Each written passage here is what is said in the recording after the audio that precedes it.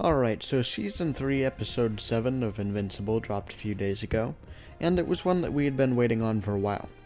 If you haven't watched it yet, or read up to issue 60 of the comics, this video will contain spoilers. You have been warned. The main thing that happened in this episode was the Invincible War, an attack by Angstrom Levy and a bunch of alternate universe Invincibles on the main timeline's Earth. But one scene really broke the power scaling of the show. That scene being Rex sacrificing himself to kill one of the alternate Invincibles by exploding his own skeleton at point-blank range. This scene was great, but it just isn't consistent with what we see across the rest of the season, or even with itself.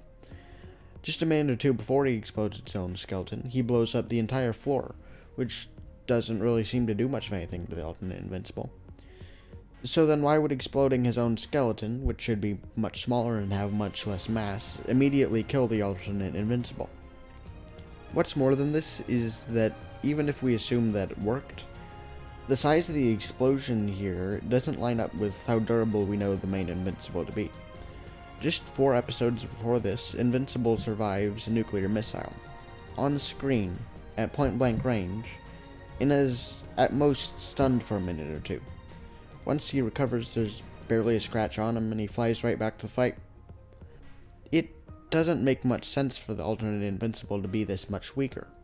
Sure, there's going to be some variance in their strength, but I'm not sure why this one would be pretty much just weaker than the main Invincible was when he first got his powers, or why Angstrom would recruit one this week.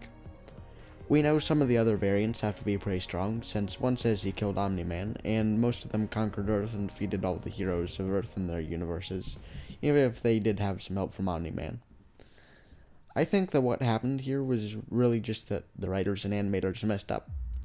In the comics, we don't have a frame of reference for what would happen if Rex blows something up that's larger than, say, the golf ball, and we don't get much of a frame of reference for how big the explosion was there.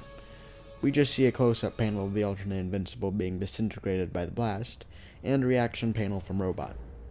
By leaving this stuff vague and really fast-paced, the comics don't give us a chance to question or scale this, but the show did. So by letting us actually see this better, we see that it doesn't really make sense. I think the best thing to prevent stuff like this is to just stop putting so much pressure on the creators of the show.